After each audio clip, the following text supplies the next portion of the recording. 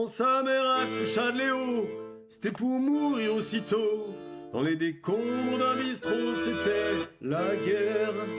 Il a grandi, on ne sait comment, en s'inventant plein de mamans, des prostituées, des sans-argent, la vraie misère.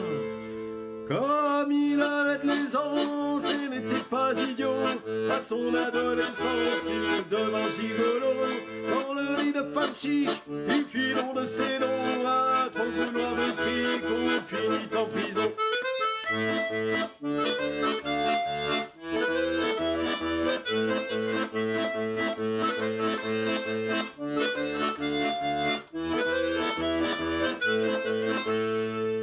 Dans la pénombre d'un cachot, on enferma le pauvre Léo.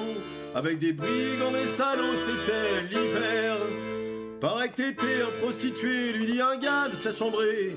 Tu vas pouvoir nous réchauffer, fais pas de manière.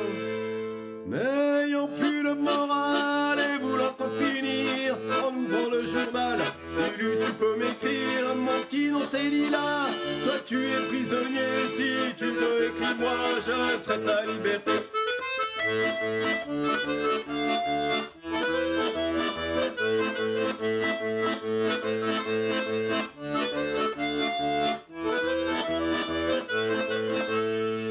Il a fallu bien des années avant que Léo soit relâché.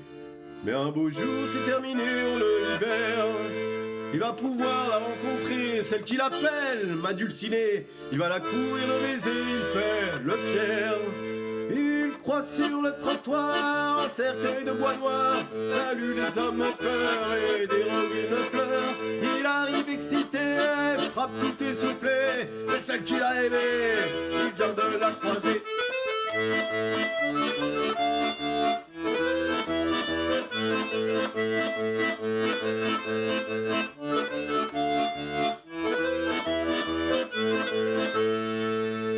Dans ce petit appartement, il n'y avait pas grand chose d'important, mais sur une table, des instruments et une lettre.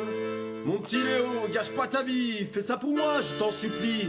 Prends cet archer, cette scie, deviens honnête. Dans la rue s'installe, joue la scie musicale, et il joue tellement mal que même les sourds en parlent. Les voisins excellés, partant de bonne volonté, un jour furent obligés de le chasser du quartier.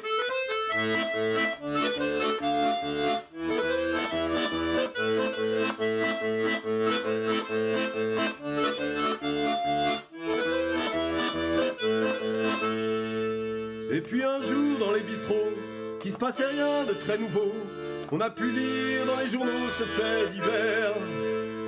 On a retrouvé sous un camion le corps d'un pauvre vagabond. Les brassiers et un marché, c'est un mystère. Si encore à nos jours on entend ce refrain, c'est du fond de sa cour un jour un musicien, sans s'en douter du reste, cherchant un air nouveau, a écrit pour orchestre les hurlements de Léo.